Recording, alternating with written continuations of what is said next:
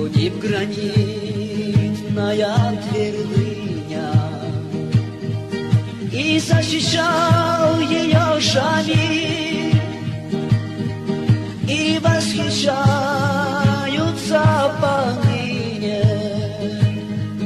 как штурмом взят был горный шпиль, и восхищаются поныне, как штурмом взят был горный шпиль. Канат был сброшен обширонца, по нем полезли смельчаки, и вместо солнца